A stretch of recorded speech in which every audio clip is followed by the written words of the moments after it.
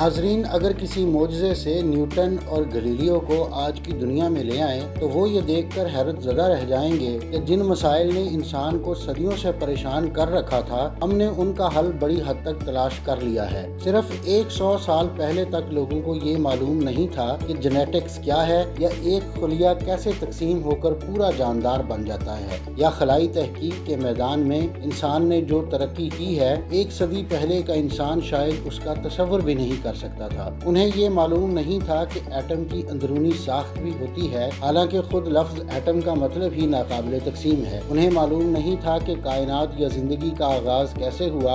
आज बुनियादी दरियाफ्तों की बदौलत हम इन सवालों के जवाब दे सकते हैं, या कम अज कम कोशिश कर सकते हैं। इन जवाबात ने हमारा कायनात के बारे में और खुद हमारी जिंदगी के बारे में तस्वुर बदल कर रख दिया है। बुनियादी साइंस और टेक्नोलॉजी की वजह से वजूद में आने वाली इजादात आज हैरान कुन हद तक तरक्की कर चुकी हैं। ताहम तकरीबन हर इजाद के पीछे एक या एक से ज्यादा बुनियादी दरियाफ्तें होती हैं। बाज़ औक़ात बुनियादी दरियाफ्त सदियों पुरानी होती है, जैसा कि न्यूटन के कवानीन हरकत समझे बगैर जेट इंजन या रॉकेट इजाद करना मुमकिन नहीं था। इन 100 सालों में साइंस में कई बड़े लम्हे आए, जैसे DNA की साख्त की दरियाफ्त, लेकिन खुद ये दरियाफ्त भी डार्विन और मेंडल की वजह से मुमकिन हो सकी, और इसने बाद में बायोटेक्नोलॉजी के दरवाजे खोल दिए। आज हम इंसान के मुकम्मल DNA का आसानी से जायजा ले सकते हैं। इससे हमें ये समझने में मदद मिली है कि जेनेटिक बीमारियां कैसे लाहक होती हैं और इन्हें कैसे ठीक किया जा सकता है। हाल ही में साइंसदानों ने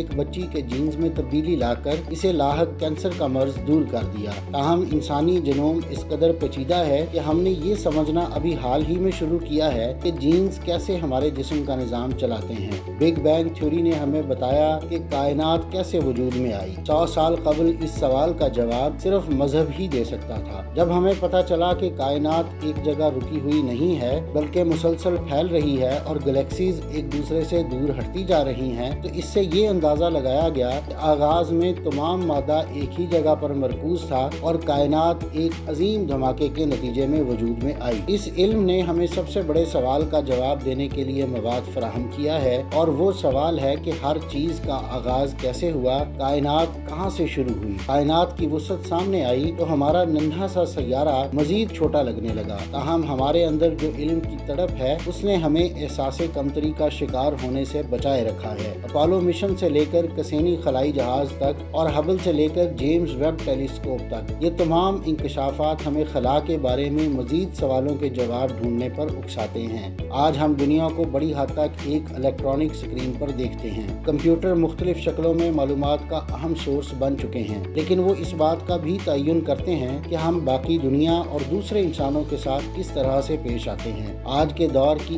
एक इंतहाई आम चीज यानी स्मार्टफोन भी कई बुनियादी दरियाफ्तों की मरहूने मिन्नत है। इसके अंदर मौजूद कंप्यूटर इंटीग्रेटेड चिप की मदद से काम करता है। खुद इंटीग्रेटेड चिप ट्रांजिस्टरों से बनी होती है, जिनकी दरियाफ्त क्वांटम मैकेनिक्स को समझे बगैर मुमकिन ही नहीं थी। फोन के अंदर मौजूद GPS आइंस्टाइन की थ्योरी ऑफ रिलेटिविटी में दिए गए वक्त के तस्वुर के मुताबिक काम करता है। हालांकि एक जमाने में लोगों का ख्याल था कि ये नजरिया आम जिंदगी पर कोई असर नहीं डाल सकेगा। इस वक्त कंप्यूटर नई दरियाफ्तों में मदद दे रहे हैं, जिनकी वजह से हमारा दुनिया के बारे में तस्वुर बदलता जा रहा है। इस वक्त हमारे दरमियान ऐसी मशीनें मौजूद हैं जो मसनूई जहानत की मदद से खुद सीख सकती हैं, और वो हमारी दुनिया को तब्दील कर रही हैं। कंप्यूटर सेहत और समाजी मैदानों में पेशरफ्त के वसी इम्कानात रखते हैं, और हम जल्द ही अपने इर्द गिर्द बगैर ड्राइवर वाली कारें और जदीद रोबोट देख सकेंगे। लेकिन हमें इस बारे में बहुत सोच समझ कर फैसले करने होंगे कि हमें इन ज़हीन मशीनों को किस हद तक कंट्रोल देना चाहिए।